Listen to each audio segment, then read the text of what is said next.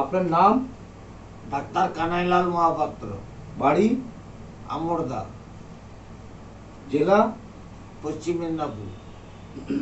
আপনার প্রফেশন? আমার প্রফেশন হচ্ছে doctor, physician. Degree? DMS, DA, DMS, DMLT, CMS, gold medallist. আপনার কি কি সমস্যা ছিল? আমার সমস্যা ছিল যে কোলেস্টেরল বাড়া ছিল, সুগার বাড়া ছিল, হাইপার টেনশন ছিল, মানে হাই প্রেশার যাকে বলে।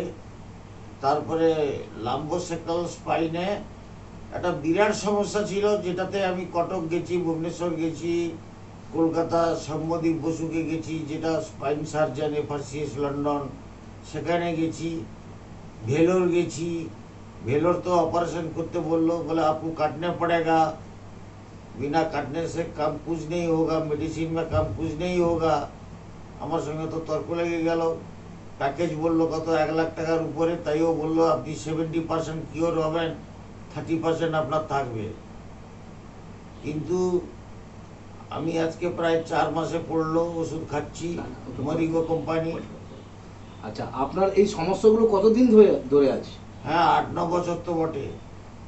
8-9 বছর আমি এই যন্ত্রণা নিয়ে ভোগ করছি। আমি 3 তলায় উঠতে পারতাম না, কোমর থেকে একটা যন্ত্রণা গোটা শরীরে ছড়িয়ে যেত, এবং না বসতে পারতাম, না চলতে পারতাম, না হাঁটতে পারতাম, শান্তিতে ঘুমাতেও পারতাম না।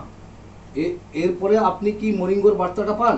মরিঙ্গোর বার্তাটা আমি পেলাম। আমাদের গ্রামের পাশাপাশি একজন মাস্টারমশাই আছেন, দেবাশিস রায়, সে আমাকে প্রপোজ করলো। আমি ডিনাই করলাম, কারণ সারাদিনে আমাকে 15-20টা ক্যাপসুল খেতে হতো।